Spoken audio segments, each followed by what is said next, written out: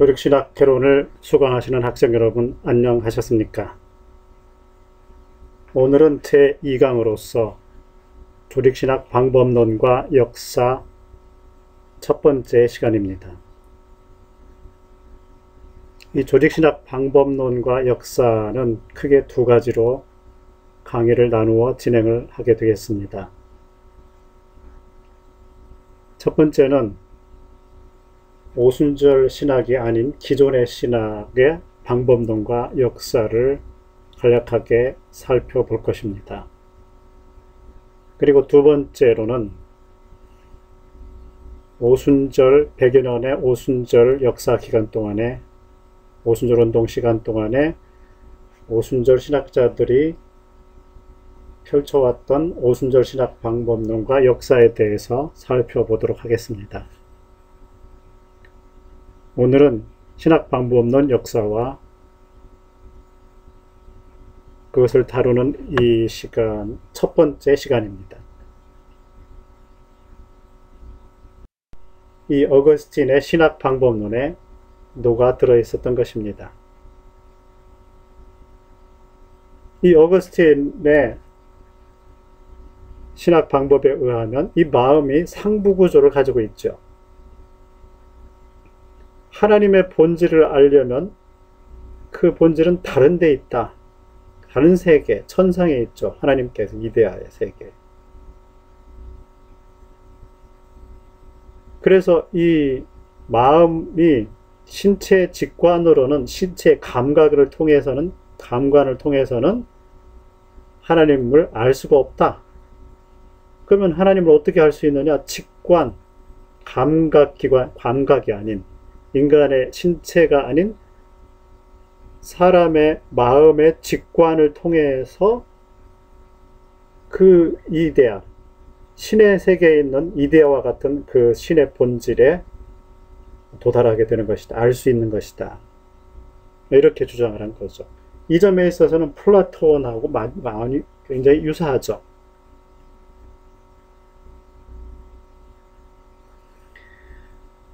자, 그래서 이 어거스틴은 어거스틴의 신학 구조는, 신학에 있어서는 플라톤의 상부 구조를, 플라톤의 철학 체계를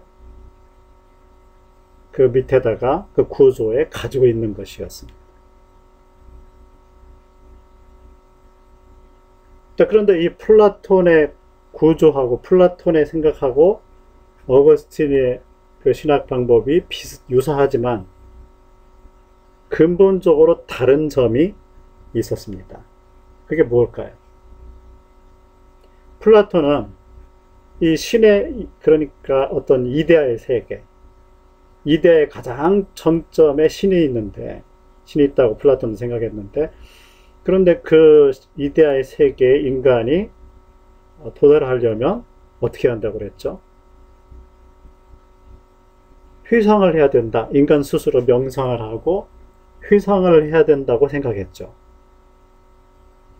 인간 스스로 그 신의 이데아에 휘상을 통해서 도달할 수 있다. 뭐 이렇게 주장을 한 거죠. 그런데 어거스틴은 그것을 부정했죠. 인간이라고 하는 존재는 죄악에 쌓여있기 때문에, 원죄에 덮여있기 때문에 어두워져서 그 세계에 도달할 수가 없다. 휘상을 통해 도달할 수가 없는 것이다. 죄가 하나님과 사람 사이를 가로막아서 도달할 길이 없었다. 이렇게 주장하는 거죠. 그런데 하나님께서 빛을 인간에게 비춰주면 그때야 비로소 하나님을 알 수가 있는 것이다. 인간 스스로 휘상에 의해서 그 신을 알 수 있게 되는 것이 아니라, 그 세계, 이데아의 세계를 알 수 있는 것이 아니라, 거꾸로 위에서, 위에 계신 하나님께서 인간에게 빛을 비추어줘서 길을 만들어줄 때 비로소 인간의 마음이 하나님을 알 수 있게 되는 것이다. 이렇게 주장한 점에서 조명설과 휘상설의 이 차이가 생기는 것입니다. 그 이후에는 상부구조적인 저 세상에, 저 다른 세계에 계신 신, 다른 세계에 있는 이데아, 다른 세계에 있는 천국에 있는 하나님, 천상적인 하나님. 이 구조에 있어서는 이 어거스틴이 플라톤의 철학을 기반으로 하고 있다는 것을 우리가 알 수가 있습니다.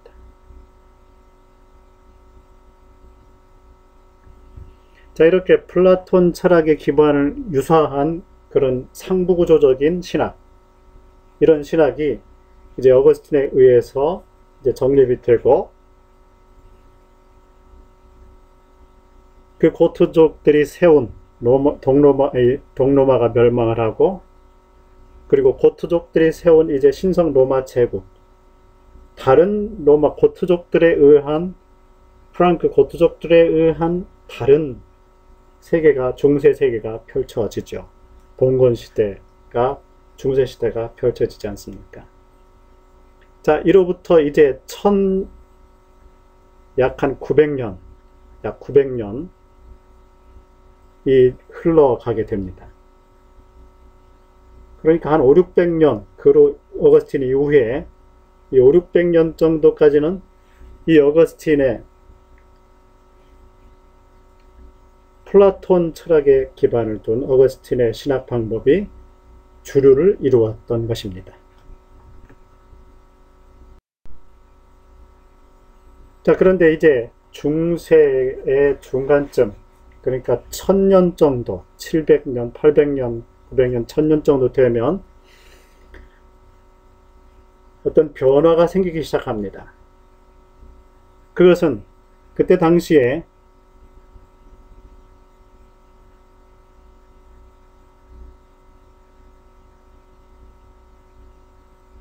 저 동쪽으로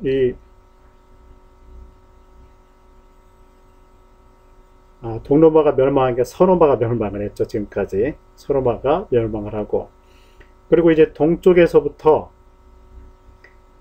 이슬람 세력들이 예루살렘을 정복하고, 그리고 터키를 지나서 이스탄불 쪽으로, 유럽 쪽으로 건너오게 되죠. 자, 이렇게 예루살렘을 정복하게 되고,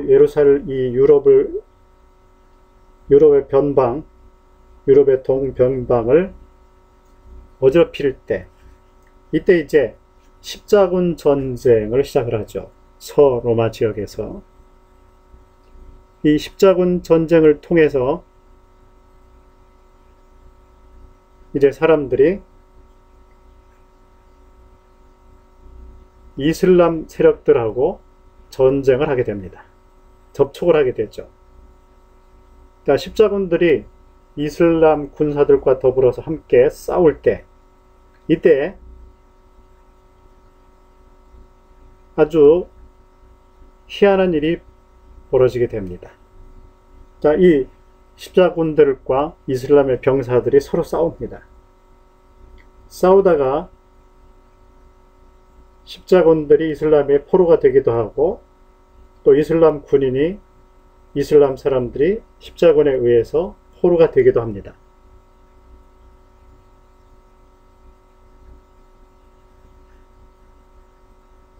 자, 이렇게 서로 이제 포로가 되었는데, 그런데 그 중에 이 십자군에 의해서 포로가 된 이 이슬람 사람들이 유럽으로 이제 압송되겠죠. 유럽으로 압송을 해서 이 이슬람 사람들을 노예로 삼게 되지 않겠습니까? 노예로 삼아서 이제 부리고 있는데, 그런데 이 유럽의 서양인들이 이제 이슬람 사람들을 이렇게 이제 부려보니까 그 중에 똑똑한 사람들이 있었습니다. 그리고 뭔가 연구를 하고 글을 써내고 하는 사람들이 있었습니다. 그래서 그 사람들이 도대체 무엇을 연구하고 말하는가를 이렇게 가만 보니까 아리스토텔레스 철학을 연구하고 있었습니다. 아랍 사람들이요. 그런데 이 서구 유럽에서는 당시에 서로마 제국이 고트족들에 의해서 멸망하면서 라틴 문화, 라틴 사람들이 가지고 있었던 그런 문화들이 거의 다 무너져 버렸죠. 그래서 이 철학 서적들이 거의 사라져 버리게 되었습니다. 그런데 이슬람 사람들하고 접하다 보니까 이슬람 사람들 가운데 아리스토텔레스를 연구하는, 철학을 연구하는 사람들이 있었던 거죠. 그러니까 이 사람들에 의해서, 이슬람 아리스토텔레스 철학자들에 의해서 이 서유럽의 서로마 제국 내에 아리스토텔레스 철학이 유입이 되기 시작했습니다.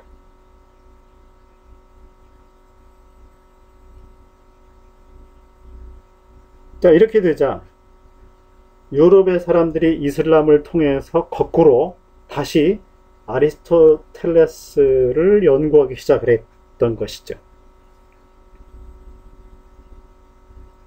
이걸 위해서 파리에 이제 파리 대학교가 생기기 시작하죠.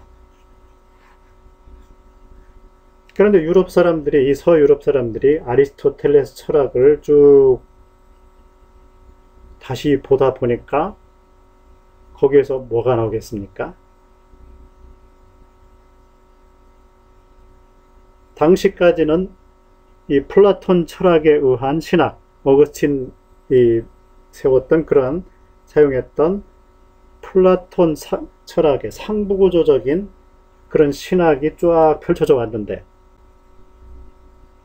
그런데 이 아리스토텔레스를 공부한 이 유럽 사람들 가운데 보니까 이 아리스토텔레스는 그걸 부정했다는 거죠. 아리스토텔레스에 의하면 다른 세계는 없다. 성경으로 말하면 천국은 없다. 이 세계만 있는 것이다. 이 세계만 존재하는 것이다. 감각으로 느낄 수 있는 물질의 세계. 이 물질의 세계 안에 그 본질이, 이데아가 들어있는 것이다. 이렇게 이제 아리스토텔레스 철학을 공부한 서유럽의 사람들이 그런 말을 하기 시작했습니다. 자, 이게 어떤 문제를 발생시킬까요? 당시에 이제 로마가 공인이 되고, 그리고 로마의 공인이 되고, 로마 제국의 국교가 되고, 물론 로마 제국이 멸망을 했지만 신종 로마 제국이 다시 세워져서 여전히 이제 기독교적인 그런 세계를, 크리스티안돔을 유지하고 있었죠. 그런데 아리스토텔레스 철학이 들어오니까 이 아리스토텔레스 철학에 의하면 다른 세계가 없다, 천국이 없다, 이런 말을 막 하기 시작한 거죠. 그러니까 이게 교회를 위협하게 된 것입니다. 어거스틴의 그 신학을 위협하게 되는 거죠. 자, 이러한 불안정한 상황이 이 서유럽에 일어나게 되었습니다. 자, 이때 어떻게 해야 될까요? 이것을 어떻게 대처해야 될까요? 이 문제와 씨름했던 사람이 바로 토마스 아퀴나스입니다. 1225년에 태어나서 1274년에 세상을 떠난 분이죠.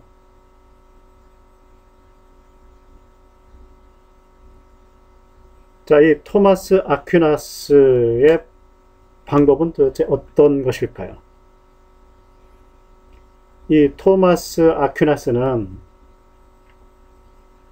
교회의 신앙에 플라톤적인 그런 구조를 가지고 있었던 어거스틴의 그런 신학, 그 어거스틴의 신학, 위협받고 있던 어거스틴의 신학을 어떻게 보존하고, 그 아리스토텔레스적인 그런 철학의 도전에 어떻게 응전을 했을까요? 이 토마스 아퀴나스는 그런 아리스토텔레스 철학을 삼켜버렸습니다.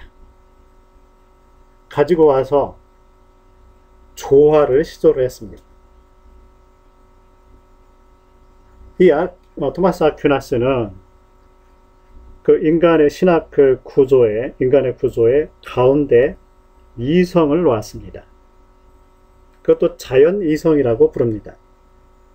이 자연 이성을 가운데 딱 놓았습니다. 자연 이성이 신학을 하는 것이다. 자, 그런데 이 자연 이성은 두 방향을 통해서 하나님을 알 수가 있다.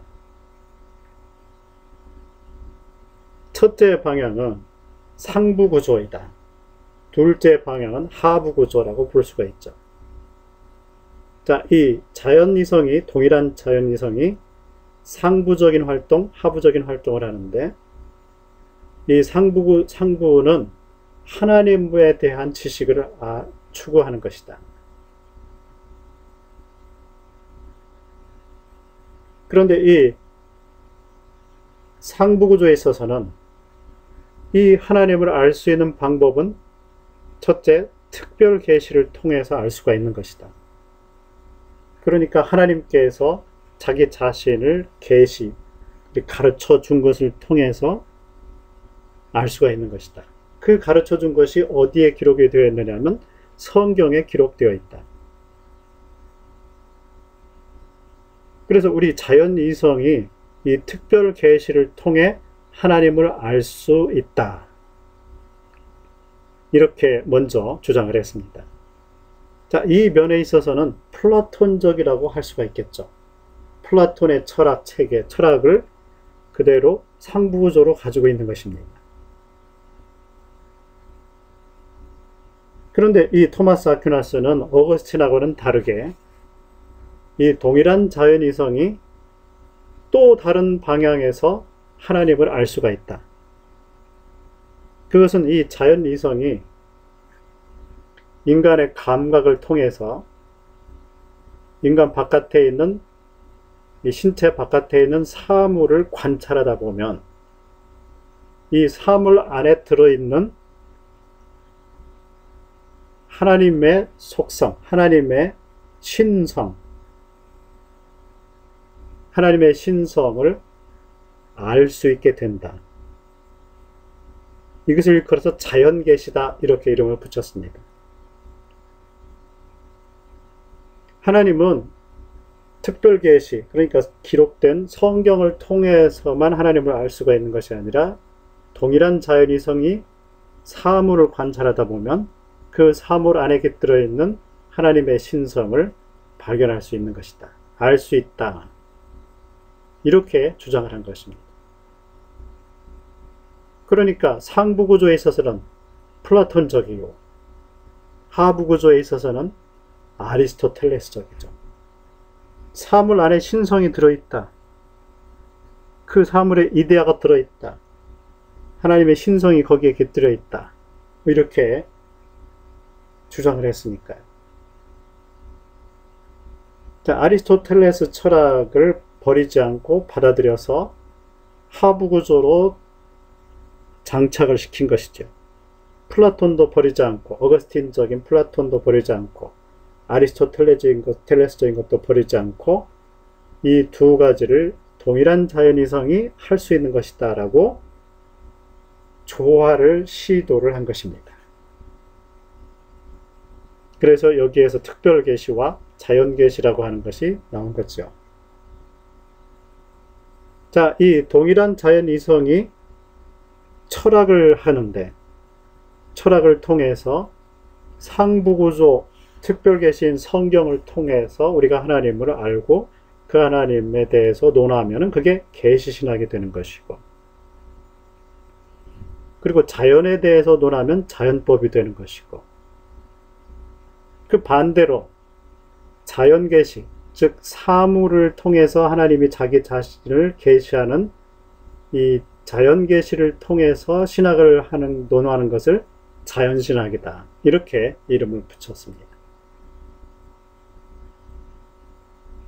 자, 토마스 아퀴나스는 당시의 서유럽 세계를 강타한, 위협했던 아리스토텔레스적 철학 체계를 그 도전을 이렇게 조화를 시킴으로써 그 도전을 무마시키려고 했던 것입니다. 이것이 토마스 아퀴나스의 신학 방법론이었습니다.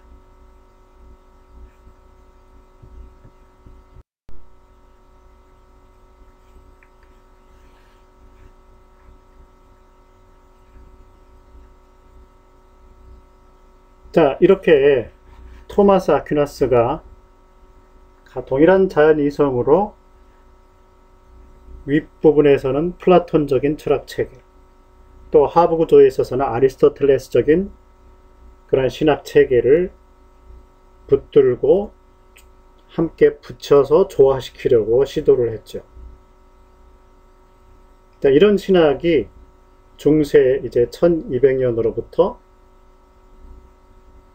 쭉 이어져서 스콜라 신학을 형성을 한 것입니다.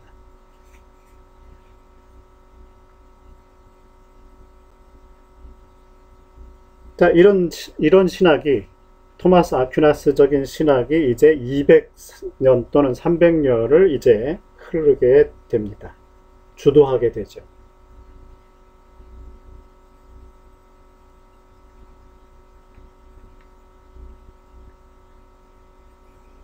자, 그런데 이제 이 1400년대쯤 되게 되면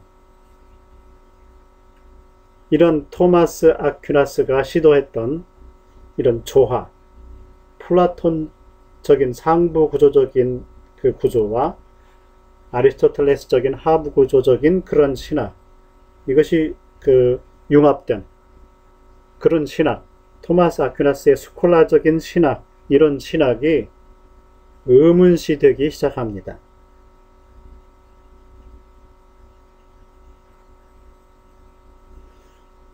이런 신학체계가 이제 서서히 무너지게 됩니다. 예를 들면 이 오캄이라고 하는 그 당시에 이제 철학자가 있었는데요. 1400년대 철학자가 있는데요. 자, 이 오캄이라고 하는 사람은 어떻게 생각했느냐면, 인간의 이성이 하나님을 아는 것하고 그 다음에 신학을 하는 거죠. 그러니까 신학을 하는 거하고 인간의 이성이 사물을 아는 것, 이 철학이라고 하는 것은 서로 다른 것이다. 천상의 세계를 어떻게 인간의 이성이 그걸 다룰 수 있는 것이냐. 이건 신학의 영역이고 믿음의 영역이며, 인간의 이성이라고 하는 것은 감각을 통해서 이 철학을 아는 것이다. 아리스토텔레스적인 것이죠.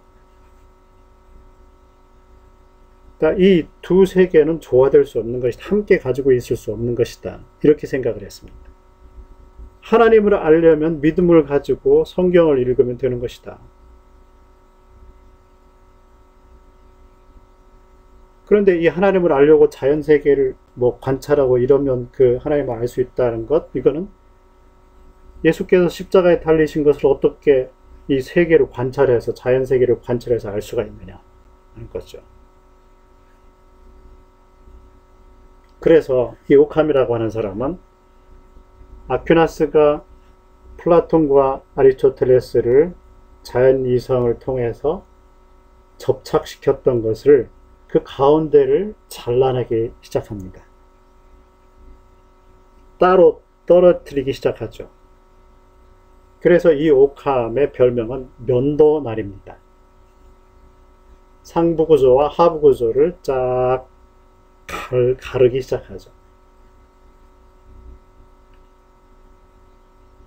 자, 이때 이 오캄에게 배웠던 제자 가운데 한 사람 중에 누가 있었느냐면 바로 마르틴 루터입니다. 자, 이 마르틴 루터는 오캄으로부터 이러한 토마스 아퀴나스류의 그런 신학의 그런 구조의 회의를 가지게 되죠.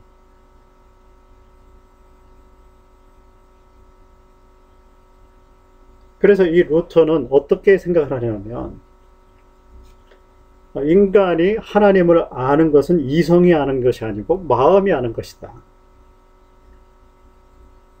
이 인간의 마음이 하나님을 아는 것, 이것은 믿음이다. 다른 말로 하면 신뢰다. 하나님에 대한 신뢰, 마음이 하나님을 신뢰하는 것, 그때 비로소 하나님을 알 수가 있는 것이다.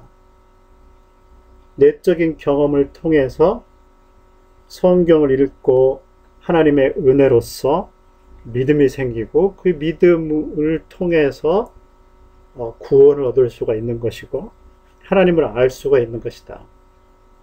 이해할 수 있는 것이다. 이것이 신학이다. 이렇게 주장을 했습니다. 그리고 이성이라고 하는 것, 인간의 이성이라고 하는 것은 사물을 관찰해서 그 인간에 대해서, 사물에 대해서 아는 것, 이건 철학이다. 이렇게 마음과 이성을 갈랐습니다.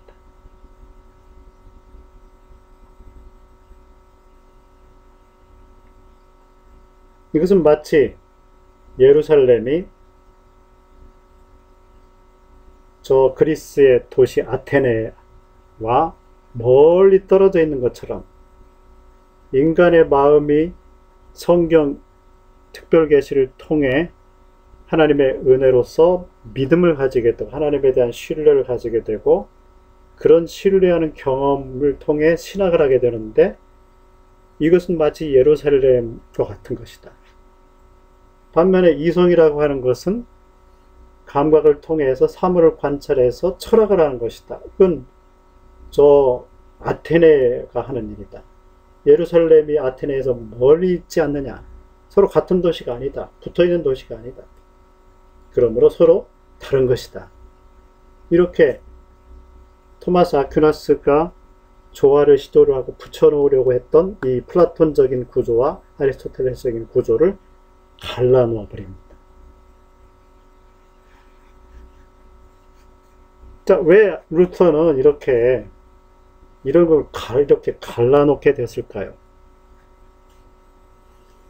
여러 가지가 있겠지만 가장 큰 이유를 한번 생각을 해보면 이 토마스 아퀴나스에 의해서 중재되었던 플라톤적인 것과 아리스토텔레스적인 것이 그런 철학과 신학이 중세 교회, 로마 카톨릭 교회의 신학으로서 이렇게 형성이 됐죠. 근데 그 가운데 이 루터가 볼 때 가장 그 나쁜 결과를 가지고 온 사례가 있었다는 거죠. 그것은 바로 소위 말하는 성만찬에 관련된 것이죠. 이 중세 로만 카톨릭 이 신학에서 성만찬은 화채설을 주장을 했죠. 트랜스포메이션. 그게 뭐냐면 성만찬에서 두 가지 요소, 엘레멘트가 있죠. 이 두 가지 요소 중에 하나는 포도주요, 또 하나는 빵이죠. 이 포도주와 빵, 이 포도주는 그리스도의 피, 빵은 그리스도의 몸을 말하는 거죠. 자, 이 성만찬 신학에서 이 로마 카톨릭은 어떻게 주장을 했느냐면 화채, 몸으로 변한다는 거죠. 이 두 가지, 포도주와 빵이 그리스도의 몸으로 변화된다는 것입니다. 실제로 변화된다는 거죠. 이 두 요소를 성찬시에 주교가, 사제가 축사를 하게 되면, 축복을 하게 되면 그 자리에서 이 두 요소, 포도주와 빵이 그리스도의 피와 살로 변화된다는 것입니다. 이게 화채설이죠. 근데 루터가 물어봤어요. 아니, 눈으로 볼 때는 분명히 포도주와 빵으로 그대로 남아있는데 왜 당신들은 이 포도주와 빵이 사제가 축복 기도를 하면 그리스도의 피와 살로 변한다고 하느냐?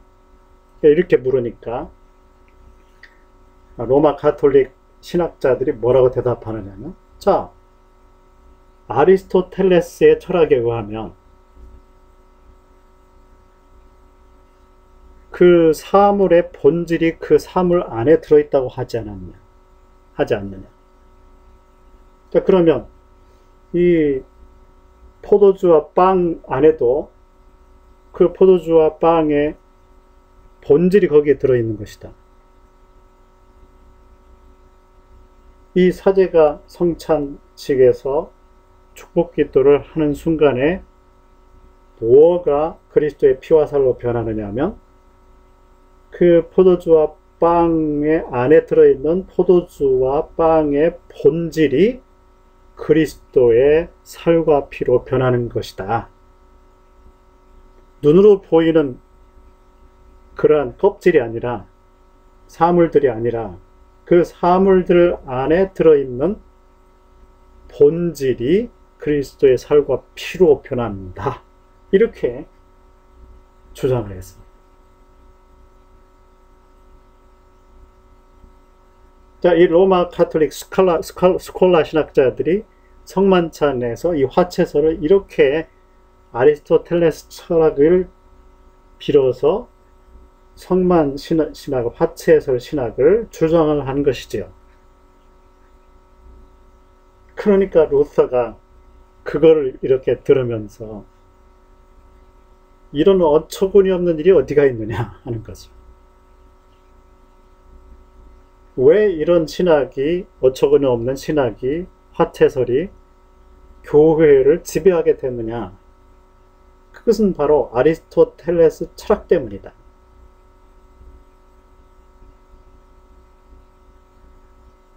이렇게 생각을 한 거죠. 그래서 이 루터는 이성에 의한 철학, 아리스토텔레스적인 철학을 신학에서 떼내서 버려버리게 되는 것입니다.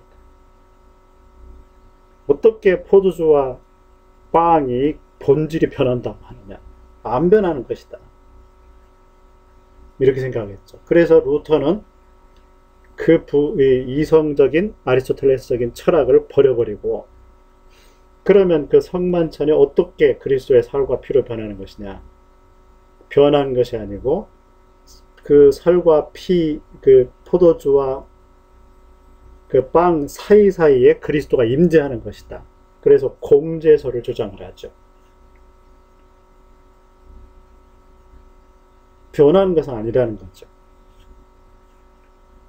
그리스도께서 임재하셔서 그 사이사이에 공제하고 계시는 것, 공제하시는 것이다. 그리스도가 임재하시는 것이다. 뭐 이렇게 이제 주장을 하게 됩니다.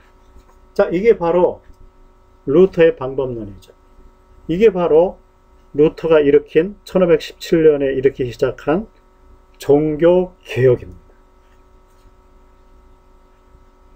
오직 성경, 오직 은혜, 오직 믿음.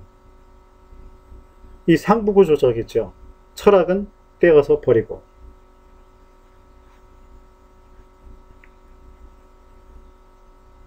이것이 1500년, 1517년에 시작한 이제 종교개혁의 개신교의 이제 이 상부구조적인 종교개혁이죠. 여러 가지로 종교개혁을 말할 수 있지만은 철학적 또는 시작적 구조, 방부, 구조적인 면에서는 이것이 바로 종교개혁입니다.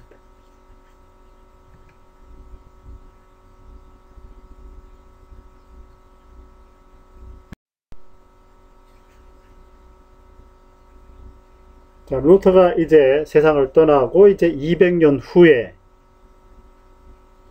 영국에서 한 사람이 이제 태어나서 활동을 하게 되죠. 이 사람은 바로 존 웨슬리라고 하는 분이죠. 이 존 웨슬리는 영국의 옥스퍼드 대학의 석사 출신이죠.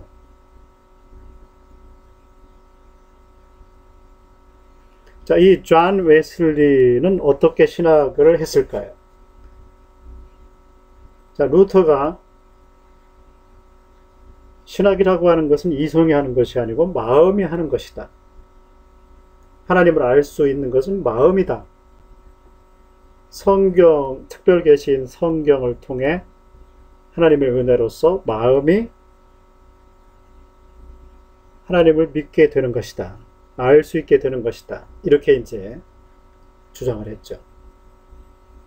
자, 그런데 웨슬리, 그로부터 200년이 지난 후에 이제 웨슬리는 어떤 방법을 이제 취하게 되었을까요? 자, 이 웨슬리는 쿼드라, 그러니까 이 웨슬리가 신학하는 방법을 흔히 일컬어서 이제 네 가지다 이렇게 얘기를 해요. 사중적이다 이런 얘기를 하죠. 자, 먼저 요소를 보면은 이 성경을 통해서 하나님을 알 수 있다. 그런데 이 성경을 통해서 하나님을 믿을 수 있는 것은 마음이다. 믿음으로써, 마음이 믿음으로써 하나님 성경을 읽고 하나님을 알 수가 있게 된다. 이렇게 주장을 했죠.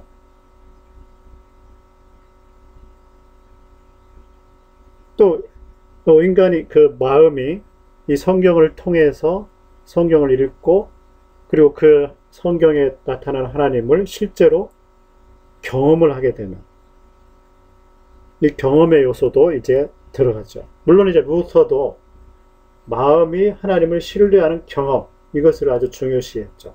내적인 경험. 자, 이렇게 웨슬리는 성경을 통해서 객관적인 성경, 그리고 마음 안에 주관적인 어떤 경험, 내적인 경험을 통해서 하나님을 알 수 있다. 뭐 이렇게 생각을 했죠. 이것은 루터로부터 시작되는 이 신교, 개신교의 전통이라고 볼 수 있죠. 그래서 이 웨슬리는 그런 전통, 가깝게는 루터의 개신교 전통이 있죠. tradition, 이 전통, 그리고 멀게는 교부시대의 그런 전통, 기독교 전통, 이런 것을 읽음으로써 알게 됨으로써 살펴봄으로써 하나님을 알 수 있는 것이다. 이렇게 생각을 했습니다.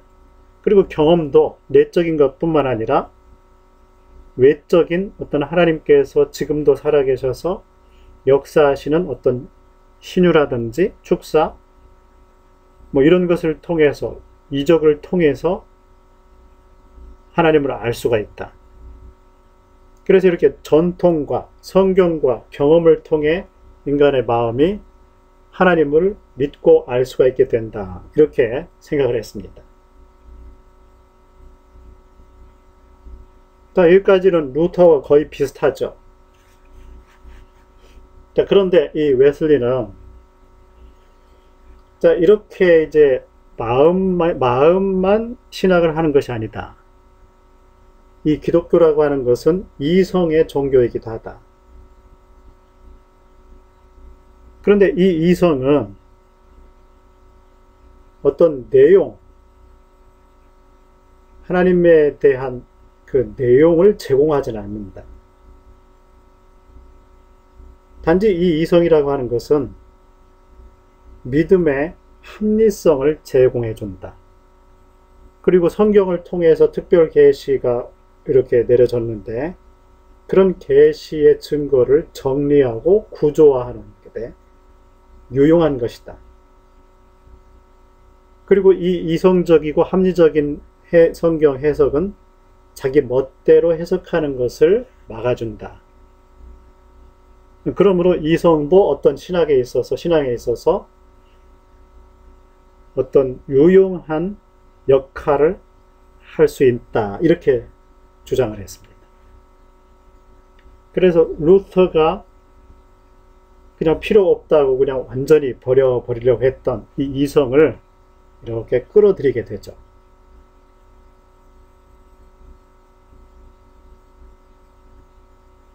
자, 그래서 웨슬리는 하나님을 인간이 알 수 있고 신학을 할 수 있는 것은 전통, 성경, 경험, 이성 이 네 가지를 통해서 알 수 있고 신학을 할 수 있다.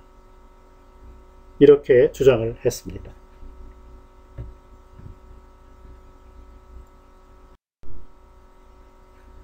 이 존 웨슬리가 1700년대 분 아닙니까? 자, 그런데 그와 거의 동시대 독일에서 살았던 철학자가 있죠. 이 사람이 바로 임마누엘 칸트라고 하는 사람입니다. 자, 이 칸트는 신학자, 기본적으로 신학자가 아니라 철학자지요. 이 철학자라고 하는 것은 루터가 신학에 있어서는 필요 없다고 버렸던 그런 철학, 이성에 의한 철학, 이 이성에 의한 철학을 칸트가 하고 있었던 거죠. 자, 이 상부 구조에서 해방된, 플라톤적인 상부 구조에서 해방된 이성에 의한 철학, 이 철학이 이제 자기 마음대로 세계를 펼쳐나가게 된 거죠. 신학으로부터 해방된 철학, 신학으로부터 떨어져 나간 이 철학, 독자적인 행보를 하게 되죠. 그런 독자적인 행보를 하는 철학이 당시에 계몽주의라고 이름을 붙여졌습니다. 인라이트먼트죠. 신학에 의해서 지배당하고 있던 그 어둠 속에서, 중세의 어둠 속에서 지배당하고 있던 철학이, 인간 이성이 해방을 맞았다. 빛을 찾게 됐다. 스스로 빛을 비추게 됐다. 이런 말이죠. 그런 무지몽매한 신학으로부터 우리가 탈출해서 깨몽했다. 이렇게 주장을 했죠. 그 계몽주의 철학자라고, 철학을 집대성한 사람이다. 이렇게 평가를 받죠. 자, 이 칸트의 철학 방법, 그리고 이 철학 방법이 이렇게 적용된 신학, 이것은 어떤 모습이었을까요? 자, 이 칸트는 당시에 존재했던 철학 세계에서 존재했던 두 가지의 양대 철학을 종합했다고 하죠. 그것은 근대 철학의 아버지인 데카르트에 의한 거하고, 그러니까 대륙의 철학자 데카르트, 프랑스의 철학자 데카르트의 어떤 합리주의적인 그러한 철학과 영국에서 시작된 그 프란시스 베이컨에 의해서 시작된 경험, 그런 관찰에 의한 경험주의, 이 두 개를 칸트가 조화를 시작을 했죠. 데카르트는 나는 생각한다, 고로 존재한다. 내가 존재하는 것을 어떻게 알 수 있는가? 내가 생각하는 이 자체, 아무리 다른 걸 다 부정해도 부정할 수 없는 내가 생각하고 있다는 이 사실로부터 출발하자. 모든 것을. 그렇게 주장했던 이 데카르트. 나는 생각하므로, 그러므로 내가 지금 존재하고 있다. 이렇게 주장했죠. 그래서 인간 스스로 그 안에서부터 시작하는, 자기 스스로 안에서 시작하는, 자기 안에서 내면적인 그 철학, 이게 합리주의죠. 그런데 영국 베이컨에 의하면 모든 지식이라고 하는 것은 인간 안에서 시작되는 것이 아니라 인간 바깥에 있는 것을 관찰함으로써, 경험함으로써 시작되는 것이다. 인간의 마음이라고 하는 건, 내면이라고 하는 건 타블라 로사, 백지와 같은 것이다. 그래서 밖에 있는 그런 사물들을 감관을 통해서 경험할 때 지식이 그 백지에 새겨지는 것이다. 축적되는 것이다. 이렇게 합리주의와 경험주의가 이렇게 지식의 두 방향으로 서로 쌍벽을 이루면서 이거다 저거다 싸우고 있었죠. 그런데 이 칸트는 이 두 개를 합쳐서 이렇게 주장을 했다고 그러죠. 자, 이성이 그 두 방향을 통해서 알 수 있는 것이다. 하나는 인간의 이성이라고 하는 것이 수동적으로 바깥에 있는 사물을 감관을 통해서 어떤 현상을 일어나는데 그 감관을 인간 이성이 감지하고 종합하고 함으로써 지식을 얻어낸다. 이거는 경험주의적인 것이죠. 자, 그런데 이 칸트는 자, 이렇게 인간의 이성이 그저 바깥에 있는 사물을 관찰하고 감관을 통해서 일어나는 것을 그냥 수동적으로 받아들이기만 하는 것이 아니라 인간 스스로 그 안에 범주를 가지고 있어서 시간과 공간이라고 하는 범주, 이런 것들을 통해서 능동적으로 그 감관을 주관하는 것이다. 그래서 이 합리성, 경험과 합리, 이성의 추론에 의한 합리, 이런 것을 종합을 했다고 하죠.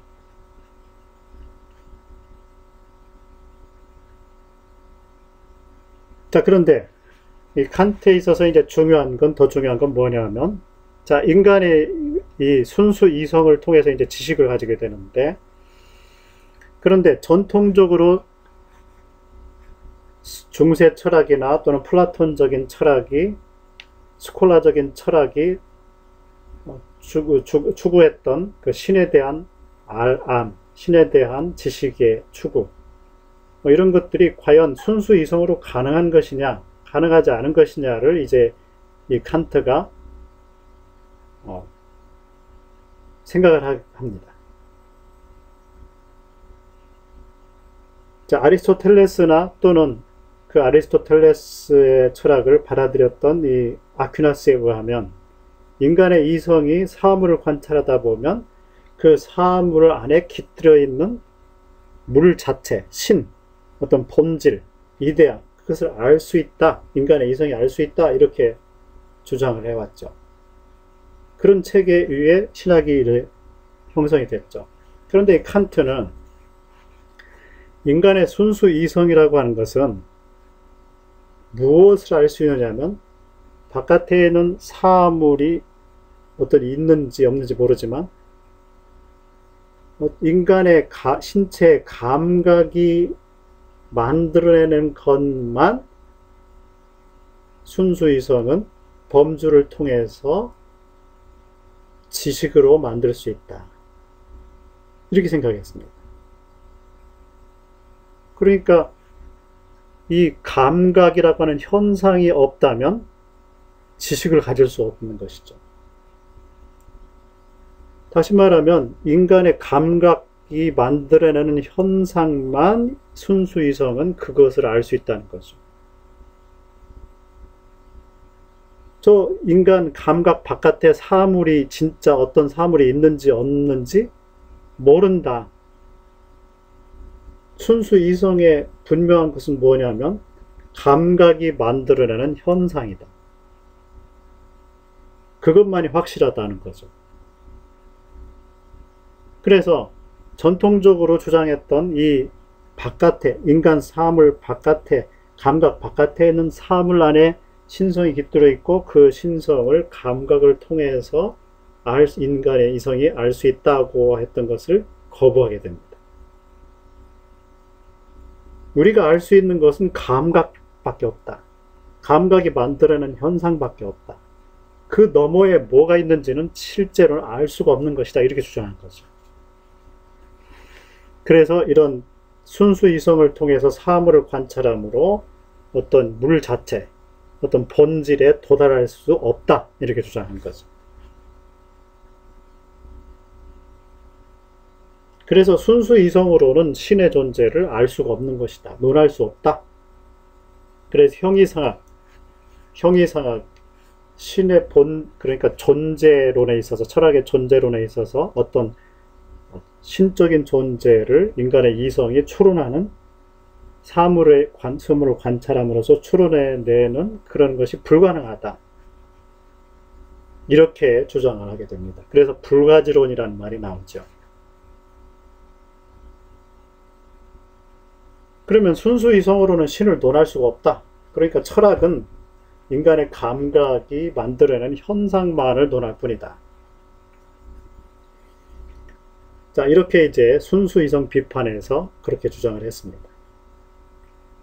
자, 그러면 전통이 말하고 있는 신, 형이상하게 말하는 이 신이라고 하는 존재를 어떻게 우리가 알 수 있느냐? 그럼 어떻게 되는 것이냐?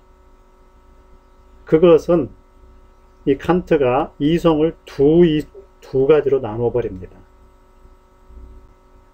두 가지로 나누어서 순수 이성으로는 알 수가 없다. 그러나 실천 이성이 그 신을 요청한다. 이렇게 말했습니다. 실천 이성이 신앙으로서 신을 요청한다. 왜? 그거는 윤리를 위해서 필요하다. 어떤 사람이 어떤 선한 행실을 하는 것은 자기의 만족을 위해서 하는 것이다. 그걸 행복이라고 하죠. 어떤 사람이 시키지 않는데도 불구하고 자기가 선한 일을 하는 것은 자기 만족 또는 다른 사람의 보상을 바라는 것이죠. 그런데 이 세상에서는 그런 선행에 대해서 다 보상이 되느냐? 아니지 않습니까? 현실에서는. 그러면 인간이 선을 추구하고 행복해야 되는데, 만족을 해야 되는데, 보상이 되어야 되는데 보상이 안 된다. 인간에게 있어서, 인간 사회에 있어서는. 그러므로 그런 선행에 대해서 보상해 줄 수 있는 존재가 요청된다. 내가 선행을 하다 보면 누군가 보상을 해줄 거야 라고 하는 어떤 존재, 보상해 주는 존재를 요청하게 된다는 것입니다. 그게 신앙이다. 이렇게 주장을 했습니다. 그 윤리를 위해서 실천 이성이 선한 일을 해가면서 그것을 보상해 주는 존재, 신이라고 하는 존재를 요청합니다. 그 보상해 주는 존재를 신이라고 부르는 거죠. 자, 이 신이 실제로 존재하느냐? 그건 알 수가 없다는 거죠. 다만 요청할 뿐이다. 또 어떤 면에서 보면은 존재하지 않는 신을 인간의 실천 이성이 그저 자기 만족을 위해서 그저 요청하는 것이죠. 신의 존재를 그런 윤리적인 요청에 의한 존재, 가공적인 존재로 만들어버린 것이 바로 칸트입니다.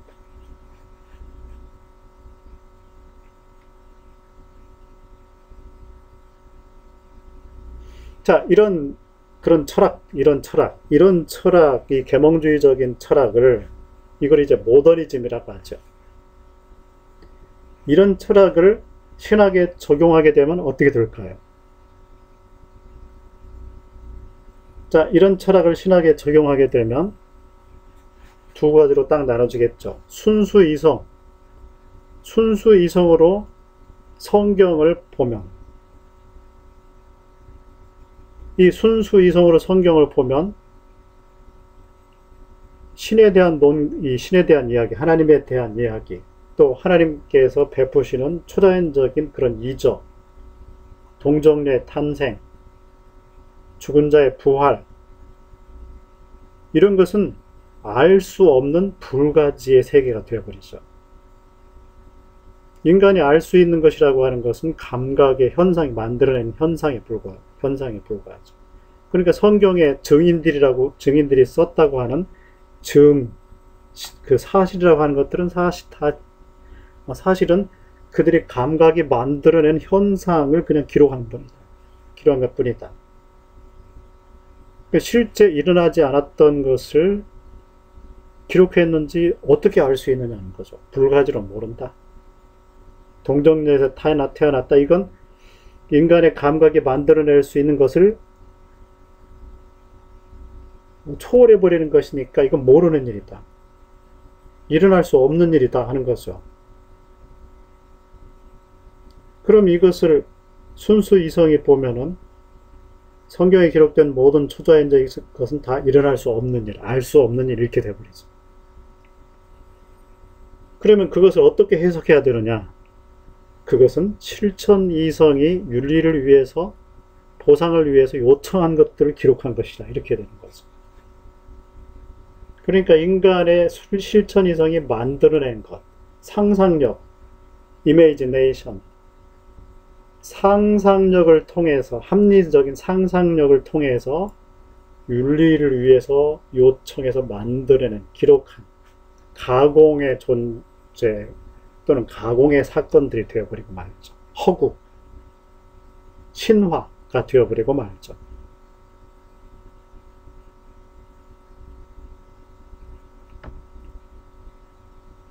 자, 이렇게 칸트가 철학을 했고, 이 철학의 방법 또는 신을 추구하는 방법이 그대로 신학 안으로 흘러들게 됩니다.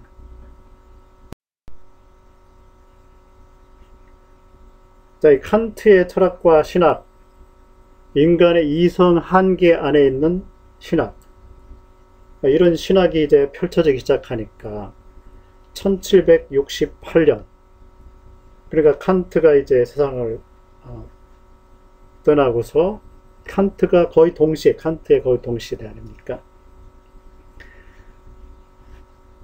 이 칸트의 철학이 이렇게 나오니까, 계몽주의 철학이 나오니까 그것을 신학하는 사람들이 이제 영향을 받게 되죠. 그 사람들 중에 하나가 슐라이어마흐입니다. 1768년에서 태어나서 1834년에 세상을 떠났는데요. 이 슐라이어마흐를 자유주의 신학의 아버지라고 그러죠. 신학적 자유주의죠. 자, 이 신학적 자유주의, 이 슐라이어마흐의 신학 방법은 어떤 것이었느냐? 자, 칸트의 철학에 의하면 순수이성은 감각을 통해서 만들어낸 현상만을 알 수 있는 것이다. 그리고 감각 너머에 있는 물 자체, 실제, 본질에는, 이데아에는 도달할 수가 없다. 모른다. 이렇게 되지 않습니까? 그러니까 이 슐라이어마흐는 순수 이성을 신학에 도입하는 것을 이제 꺼립니다. 그래서 이 슐라이어마흐는 순수 이성은 그냥 철학에 하도록 내버려두고 그것을 범할 수 없고 인정을 하고,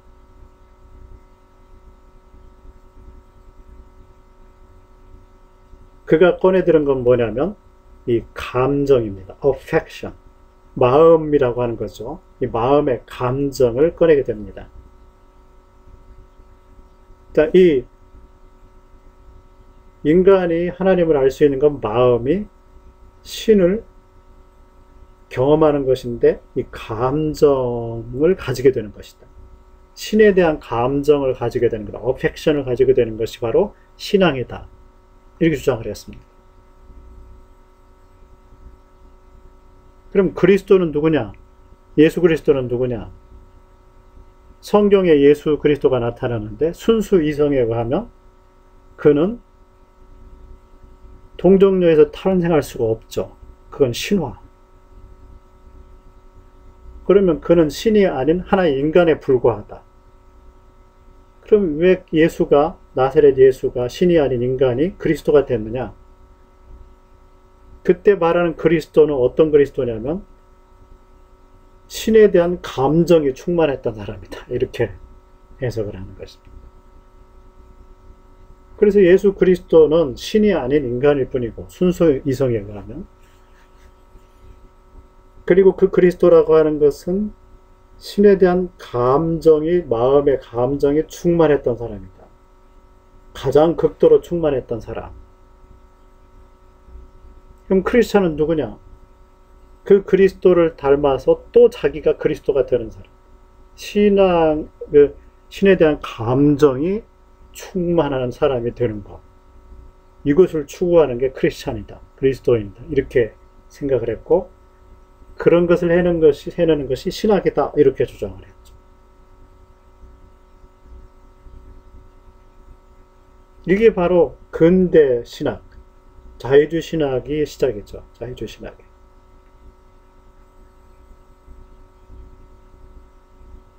자, 이 순수 이성, 칸트의 철학에 한 이 순수 이성 또는 윤리 추구, 감정 추구 이런 것들이 기독교 신학 안으로 들어오게 되죠. 이 순수 이성 비판이 신학의 성경 연구 방법에 도입이 되면 그게 바로 higher criticism, 소위 말하는 고등 비평이 되게 됩니다.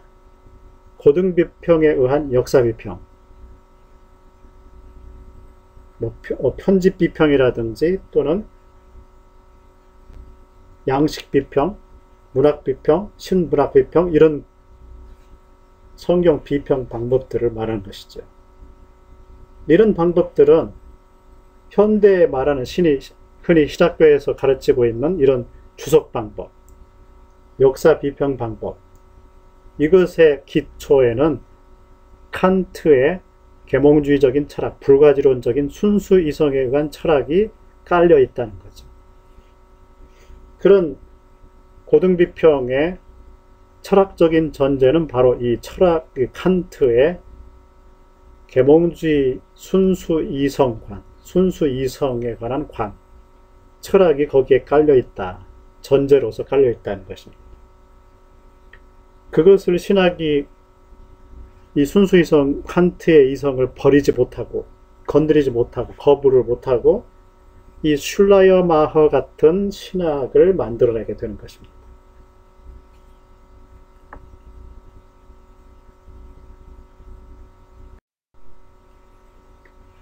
자, 이 슐라이어마허와 동시대였던 1770년에서 1831년에 살았던 헤겔이라고 하는 사람이 있었습니다.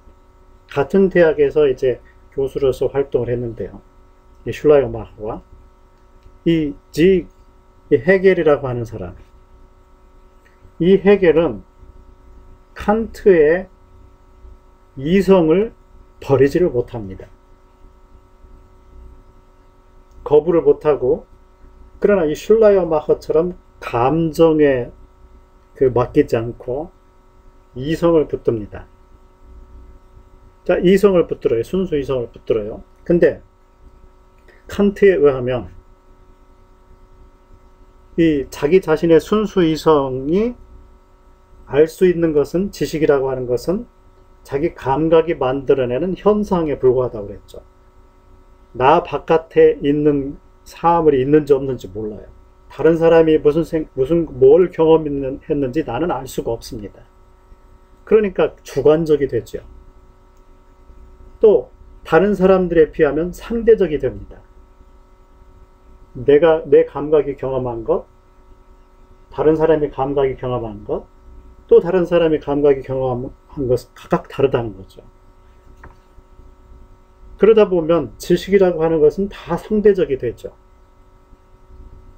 순수 이성이라고 하는 것은 객관적이 될 수가 없다는 거죠. 다 주관적이 되죠. 그래서 이 헤겔은 그렇다면 이 절대적인 것, 상대적이지 않은 절대적인 것은 그러면 알 수가 없는 것인가? 이런 고민에 빠지게 된 거죠. 그래서 이 칸트의 이 순수 이성관을 거부하지 않으면서도 그 단점을 보충할 수 있는, 보완할 수 있는 것을 고민을 하게 됩니다. 그러다가 이 사람이 생각하는 것은 뭐냐면,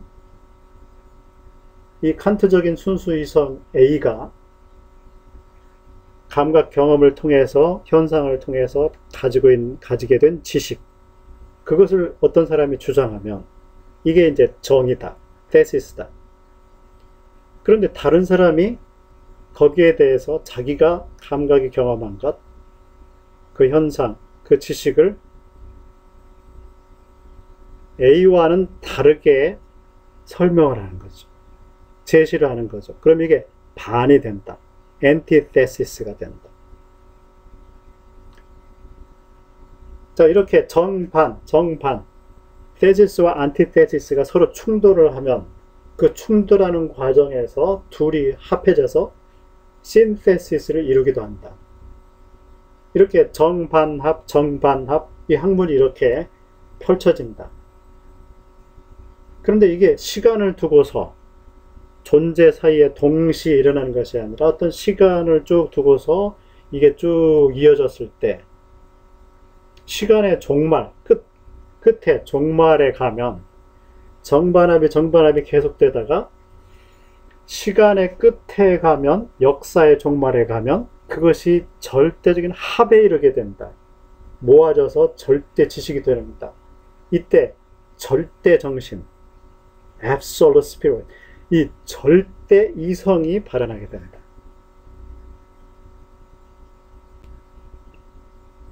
자, 그래서 이제 이제 합이 생기게 되는데 그때 비로소 진짜 모습이 드러난다는 거죠. 이데아가 그때 모습을 드러내게 된다. 그러니까 이것을 일컬어서 계몽주의적 이성의 역사적 운동이라고 이룰 수가 있겠죠. 이것을 일컬어서 역사적 변증법, historical dialectic이라고 하죠. 자, 이 해결은 칸트의 순수 이성을 버리지 않고 철학 체계 안으로 들여와서 또 신학 체계 안으로 들여와서 정반합, 이 그리스도, 실제 그리스도가 하나님은 절대 영은 종말에 가서야 진실이 드러난다는 거죠. 왜요? 지금은 다 칸트의 순수 이성에 하면 주관입니다. 주관들이 충돌하다가 나중에 객관적인 절대 이성이 출현할 것이다. 자, 이렇게 주장을 한 것입니다. 이것이 신학 안으로, 성경 해석 안으로 들어오면 어떻게 될까요? 모든 신학 안에는 마가, 누가, 요한 이런 사람들은 다 상대적이죠. 상대적인 것이 됩니다. 성경의 진리들도 다 상대적이 되죠. 마지막에 가서야 진짜가 나타난다. 이렇게 되니까요.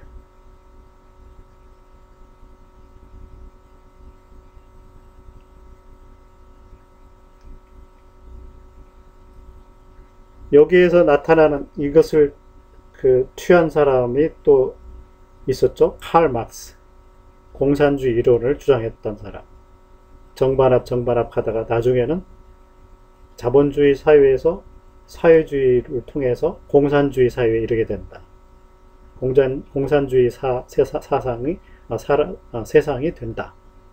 이걸 이렇게 주장했던 사람이 바로 칼 막스죠. 자, 이렇게 해결의 방법이 또 신학 안으로 들어오게 됩니다. 1813년에서 1855년에 덴마크에서 태어나서 활동했던 사람이 또 한 사람이 있습니다. 이 사람이 바로 조렌 키에르케고르죠. 키에르케가르드. 자, 이 사람은 칸트의 순수 이성에 의한 비평, 순수 이성을 또한 거부하지 못해요. 극복하지 못하고 그걸 가지고 있는 인간이 어떻게 신을 알 수 있느냐, 절대를 어떻게 알 수 있느냐, 이 문제를 이제 고민을 하게 됩니다. 그래서 이 사람은 어떻게 생각을 했느냐면요,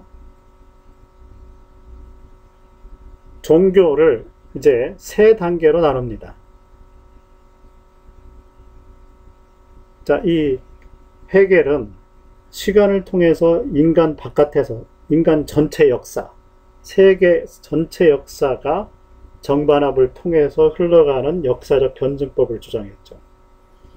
근데 이 키에르케고르는 그렇게 거대하게 흘러가는 역사 말고 개인은 거기서 말살되죠.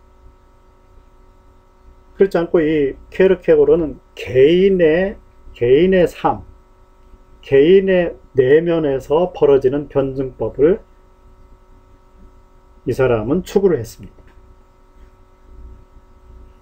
한 인간이 세 단계를 거쳐야 비로소 절대적인 하나님을 알 수 있다, 이렇게 주장을 했습니다. 역사 끝에 가야만 절대를 만날 수 있느냐, 절대 그 사실을 우리가 알 수 있느냐, 그게 아니다. 인간 하나, 개개인 하나하나가 자기 안에서 세 단계를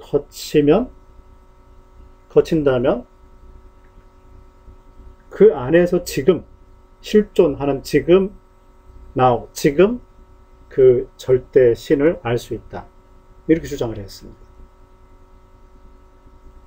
그 세 가지 단계가 어떤 것이냐면 바로 첫째는 A 종교 시대다.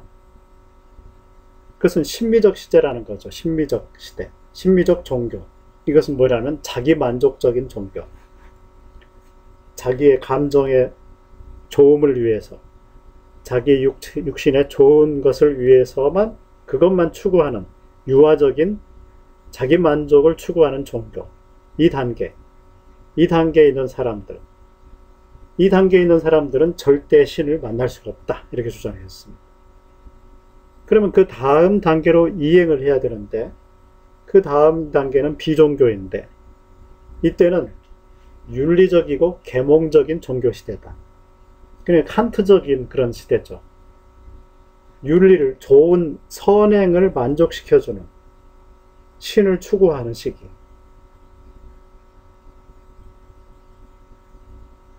이러한 그 신앙, 이러한 종교, 그것을 비종교라고 그러죠. 이건 좋은 거지만 거기에서도 머물러서는 절대적인 신을 알 수가 없다. 만날 수 없다. 그럼 어떻게 되느냐? 거기에서 다음 단계로 넘어가야 된다. 그 다음 단계는 기독교다. 그런데 계몽적인 이성이 있죠. 칸트적인 순수 이성관을 가지고 있죠. 이 순수 이성관에 의하면 예수는 그리스도가 사람이 아니죠. 하나님이 아니죠. 신이 아니죠. 성경에 나타나는 것들은 예수가 하나님이고 하나님의 아들이신다는데, 하나님이시다는데, 그러한 진술들을 이 계몽적인 이성은 믿을 수가 없죠. 만날 수가 없죠. 그리고 성경에 나타나는 신이 인간이 됐다고 하는 것, 죄인 아닌 거룩한 신이 죄된 인간으로 왔다고 하는 것, 인간의 이성이 하나님을 알 수 있다는 것, 그리고 동정녀에서 탄생했다고 하는 것은 순수 이성이 볼 때는 모순이라는 거죠. 역설이고 서로 부딪히는 일이다. 있을 수 없는 일이라는 것입니다. 믿을 수 없다는 거죠. 자, 그러면 그때 그러면 그 예수 그리스도를 신으로 알 수 있는 방법이 뭐냐? 이성에게는 모순이지만 신앙으로서 신앙을 가지고 날아올라야 된다. 마치 새가 하늘로 날아오르는 것처럼 이 계몽적 이성이 잡아다니고 믿지 못하게 하는 것을 뿌리치고 날아올라가지고 신앙을 가지고 날아오를 때 비로소 그 역설이 사실로 인식된다. 예수 그리스도께서 절대적인 하나님이 성육신했다는 것을 믿을 수 있게 된다. 신앙으로 비약을 해야 된다. 날아올라야 된다. 이렇게 주장을 했습니다. 그래서 절대자 앞에 개인의 실존, 개개인이 신앙을 가지고 날아올라야 된다. 이렇게 주장을 하게 됐죠. 자, 이렇게 슐라이어마허나 또는 이 헤겔 또는 키에르케고르는 각각의 일면을 이렇게 순수이성, 칸트의 순수이성을 극복하지 못하고 그것을 인정하는 상태에서 각각 신을 찾아서, 절대적인 신을 찾아서 헤맨 거죠. 이런 방법, 저런 방향, 저런 방향. 자, 이게 다 칸트의 순수이성을 극복하지 못한 신학의 모습입니다.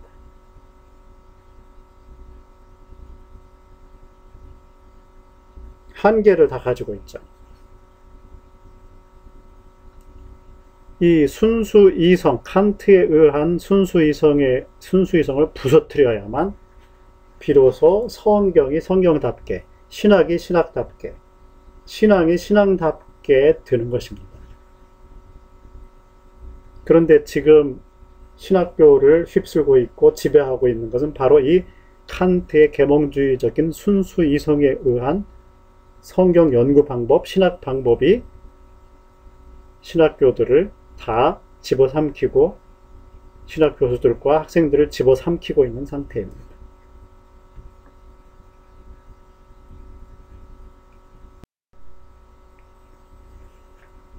자, 1886년에서 1968년까지 살았던 이 바르트, 그러니까 키에르케고르가 이제 세상을 떠나고 했던 그런 시기. 자, 이런 시기에 이 독일의 칼 바르트라는 사람이 나타나죠. 자, 이 칼 바르트는 이렇게 칸트의 순수 이성을 바탕으로 한 고등비평으로 성경을 연구하고, 그리고 슐라이어마허나 헤겔이나 또는 뭐 이런 사람들에 의해서 펼쳐지고 있던 자유주의 신학, 그런 방법을 받아들이고 그런 신학을 하고 있던 이 자유주의 신학을 이 칼 바르트가 배우게 됩니다. 자, 그런데 이 사람은, 이 칼 바르트는 이 키에르케고르의 그 신학을 마지막으로 이제 보게 되죠.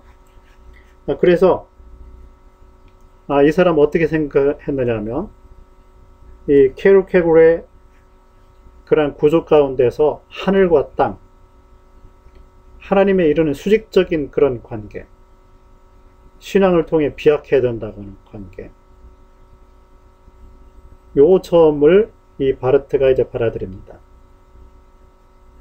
그리고 이 자유주의 신학을 거부하게 되죠. 이제 그런 슐라이어마허류의 헤겔류의 자유주의 신학, 인간 스스로 하나님을 찾아가려고 하는 그런 노력들, 그런 신학들을 거부합니다. 초기에는요. 자, 그래서 이때 바르트의 방법을 뭐라고 하느냐면 변증법적 방법이다 고 하죠. 서로 반대되는, 상반되는 것이라는 거죠. 어떻게 상반되느냐면, 하나님과 인간은 하늘과 땅이 서로 멀리 있는 것처럼 하나님과 인간 사이에는 질적 차이가 있는 것이다. 그래서 인간이 하나님을 알기 위해 올라가는 모든 것을 다 거부합니다. 인간의 신학을 거부하죠. 그리고 오직 하나님께서 자기 자신의, 우리 인간에게 자기를 계시하고 십자가를 통해서 우리에게 알려줄 때, 그때만 하나님을 알 수가 있는 것이다. 소위 말하는 아래로부터 위로의 방법을 다 거부하고, 하나님께서 위에서 아래로 가르쳐주는 위에서 아래로의 방법만 긍정하게 됐죠.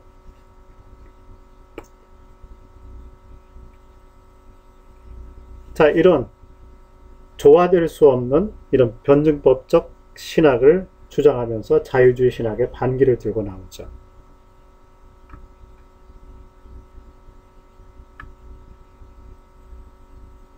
그래서 이 점에 있어서 그 보수주의자들에게 환영을 많이 받았었죠. 이 칼 바르트가요. 자, 그런데 이 후기로 가면은 이 칼 바르트가 유비적 방법 혹은 신정통주의적 방법을 택하게 됩니다. 자, 초기에는 하나님과 인간은 서로 만날 수 없는, 서로 이렇게 올라가고 내려갈 수 없는 그러한 것이다. 오직 하나님께로 위에서부터 아래로 내려오는 것이다. 계시하는 것이다. 뭐 이렇게 이제 주장을 했는데요. 그런데 후기에는 인간도 하나님을 향해서 올라갈 수 있다. 찾아갈 수 있다. 그래서 가운데서 만난다. 질적 차이가 있지만 십자가의 은혜로서 용서하고 화해하고 만남으로써 연합하게 된다.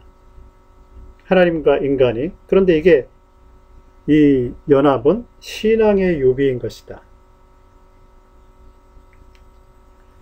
그런데 이렇게 하나님과 인간이 만나는, 서로 이렇게 추구하는 그 접점, 인간이 하나님을 향해서 찾아갈 수 있는 그런 방법 중에 역사 비평을 인정하게 됩니다.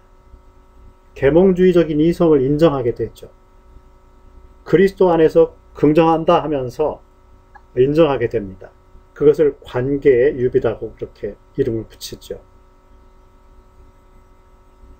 그래서 이 보수주의자들은, 정통 보수주의자들은 이 칼 바르트를 자유주의자는 아니지만 자유주의가 받아들이고 있는 계몽적인 이성과 역사비평을 받아들이는 칼바르트가 정통주의는 유사정통주의, 그러니까 신정통주의라고 이름을 붙이게 됩니다. 정통주의는 아니다. 유사하지만 틀리다. 네, 이렇게 이제 주장을 하게 되죠.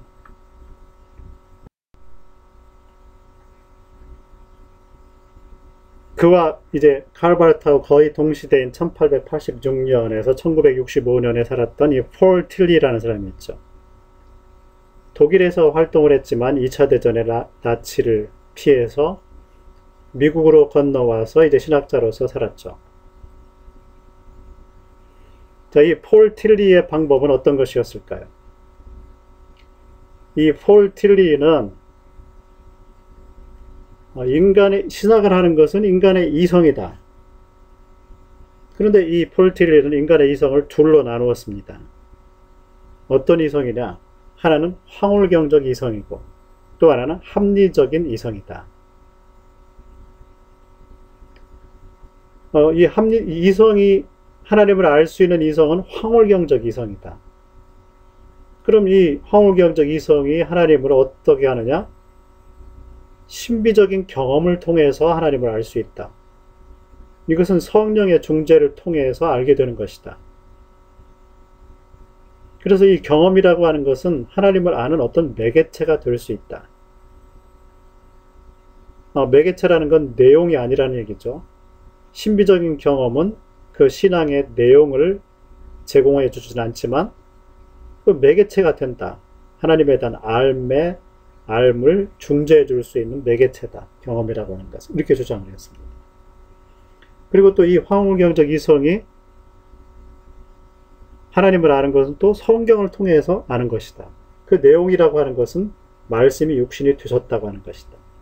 그러니까 신학의 내용은 성경을 통해서 오지만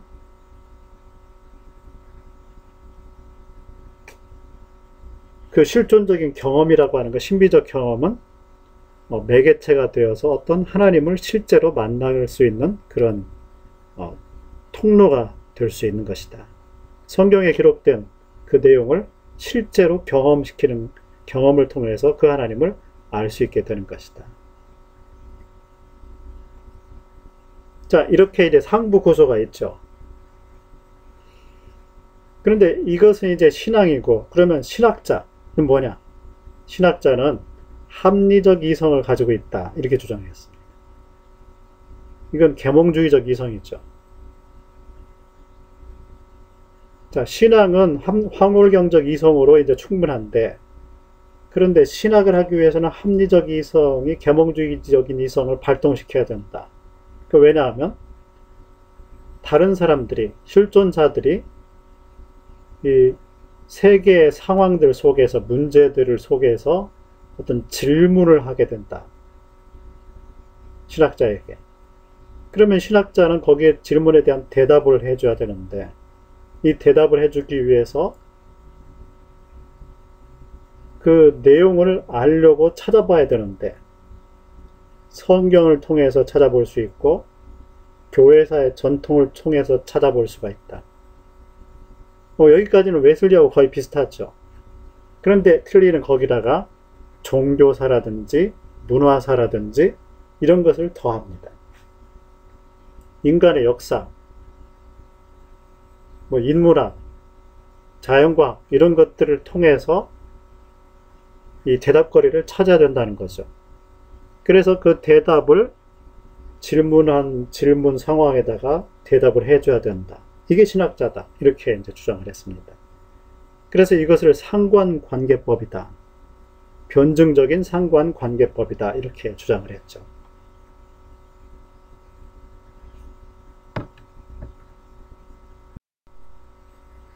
그리고 1914년에서 2009년까지 이제 살았던 슐레백스라고 하는 분이 있는데요. 자, 이분의 특이한 것은 이 경험이라고 하는 것. 루터로부터 시작된 이 경험 있죠. 웨슬리도 경험을 얘기했고, 그리고 이제 다 경험을 거의 이 얘기를 했죠. 근데 이 경험이 대부분 수직적이지 않습니까? 수직. 하나님을 경험하는 것. 하늘에 있는 하나님을 땅에 있는 내가 수직적으로 경험하는 것. 이 이야기만 했는데 이 슐레백스라고 하는 사람은 시간을 펼쳐서 직선, 수평적인 경험을 이야기합니다. 과거의 전통이라고 하는 것은 과거의 유대 기독교의 사람들이 경험한 것을 기록한 것이다. 그런 하나님에 대한 하나님의 계시를 유대 기독교적인 사람들이 경험한 것을 기록한 것이 성경이고 그것을 연구하는 것이 역사학이다. 그걸 또 이끌어서 전통이라고 한다. 그러니까 성경이라고 하는 것은 과거에 하나님께서 계시한 것을 과거의 사람들이 경험한 것을 기록한 것이다. 이렇게 보았죠. 근데 그것을 읽는 나, 해석자, 신학자는 또 하나님을 직접 하나님께서 자기 자신에게 계시하는 것, 마치 루터나 또는 이 폴티를도 말했던 것처럼 신비적 경험, 그런 경험을 통해서 하나님을 만나게 되죠. 현재 내가 현재 기독교적인 경험이 있다. 자, 전통적인 성경에 기록된 경험과 현재 내가 경험하고 겪은 경험, 이 두 가지 경험이 있죠. 자, 이 두 가지 경험 사이에서 해석을 하게 되죠. 성경을 해석하죠. 현재 경험과 과거 경험. 현재 경험을 가진 내가 과거 경험을 보려면 해석하는 틀이 이렇게 있는 거죠. 중간에. 그런데 나의 경험, 지금 현재의 신학자 또는 현재 독자가 하나님에 대한 경험이 달라지면, 그러면 과거의 성경에 기록된 경험을 해석하는 해석의 틀이 달라진다. 렌즈가 달라진다는 거죠. 그래서 그 이전에 보지 못했던 것을 과거의 경험에서 보게 된다 하는 주장을 했습니다. 이것을 일컬어서 상호 상관관계법이다, 이런 명칭을 붙였습니다.